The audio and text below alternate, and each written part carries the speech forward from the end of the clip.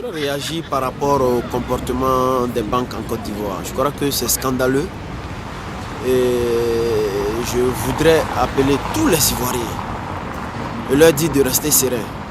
Que les Ivoiriens de la diaspora que nous sommes et même tous les Africains de la diaspora qui ont compris ce complot, nous allons nous organiser pour soutenir le pays financièrement, économiquement.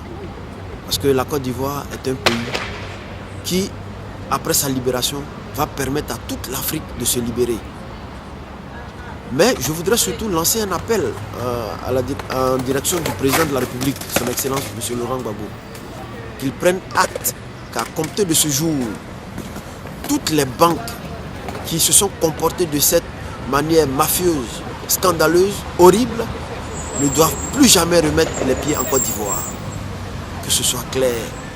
Et que j'apprécie beaucoup le fait qu'il y ait nationalisé toutes les banques en Côte d'Ivoire. Désormais, c'est les Ivoiriens qui doivent décider de comment les banques doivent fonctionner. L'État ivoirien doit avoir un contrôle, un droit de regard sur le fonctionnement des banques.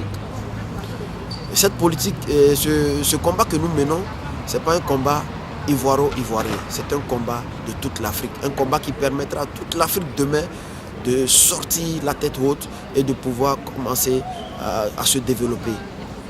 Parce que nous sommes le continent le plus riche, malheureusement nous sommes le continent le plus pauvre et le continent où il y a beaucoup plus de maladies. Et cela est inacceptable. Alors je demande aux Ivoiriens de ne pas s'affoler, surtout de rester tranquille, de rester serein, parce que ce qu'ils sont en train de faire ne peut pas nous tuer et ne peut pas nous anéantir. Plus que jamais, cela permettra à la Côte d'Ivoire, permettra à tous les Ivoiriens d'être encore plus forts dans cette lutte. Je voudrais interpeller un instant l'Union européenne. Je crois que l'Union européenne est en train de faire fausse route. Parce que quand il y a un problème dans un pays, il faut faire mener des enquêtes. Il faut chercher à comprendre avant de décider. Mais l'Union européenne, dans ce cas, n'a pas cherché à prendre position. Nous disons soit. Mais je voudrais leur rappeler que le siège, le lieu où se trouve le siège de l'Union européenne, c'est Bruxelles. Et jusqu'au jour d'aujourd'hui, après plus d'1 an, la Belgique est sans gouvernement. Alors je demande à l'Union européenne d'aller tranquillement prendre leur Alassane et puis aller l'imposer à Bruxelles, le mettre comme président de la République de Bruxelles ou Premier ministre. Peu importe. Mais Alassane, nous disons que nous ne voulons pas de lui aujourd'hui, nous ne voulons pas de lui demain. Que ce soit clair. Si c'est pour ça qu'ils veulent nous tuer, alors ils vont exterminer tous les Ivoiriens.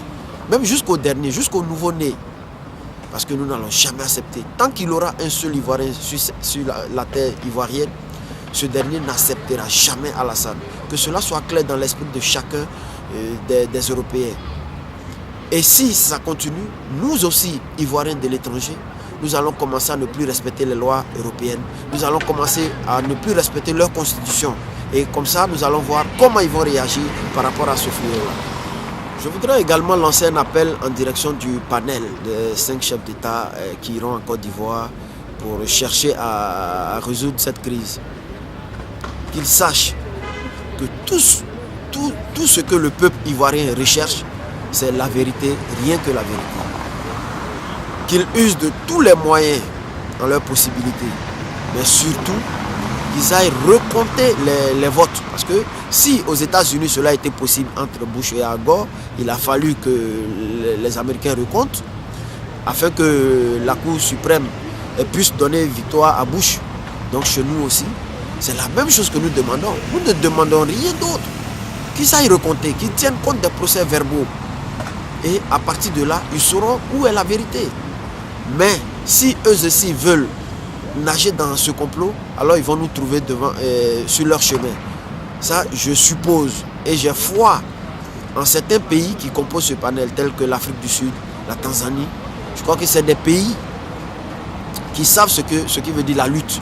Donc nous avons foi en ces pays-là et nous osons croire que ces présidents-là permettront à la Côte d'Ivoire de savoir définitivement la vérité sur les élections, au deuxième tour des élections le 28 novembre passé. Faute de quoi, les Ivoiriens n'accepteront jamais, nous n'accepterons jamais. Et par-dessus tout, tous les Africains de la diaspora qui se mobilisent tous les jours pour dire non à l'ingérence française, pour dire non à l'ingérence de la soi-disant communauté internationale, dont on ne sait jamais où se trouve le siège, ni même les bureaux. Alors qu'ils arrêtent de nous fatiguer, parce que nous sommes un pays souverain et nous n'avons pas d'ordre à recevoir de qui que ce soit, encore moins une leçon de qui que ce soit. Si Sarkozy pense qu'il a des leçons à donner, il les donne aux Français. C'est eux qui ont besoin de ces leçons. Mais nous, en Côte d'Ivoire, nous savons qui nous pouvons suivre et nous savons qui nous écoutons. C'est notre président, son Excellence Laurent Gbagbo. Je vous remercie.